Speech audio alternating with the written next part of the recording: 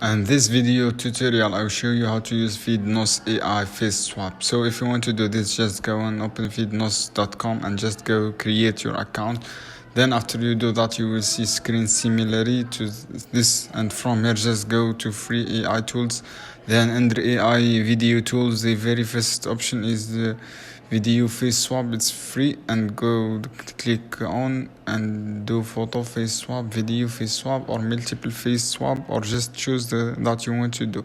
All you need to upload video with face, and that's going the base to be the base video, that's upload photo with face and the target face image, and then we will happen it to replace the video. And so I'm just going to take an example. For example, take this video right here and then upload photo. Just take on right here, and then one you can click swap face.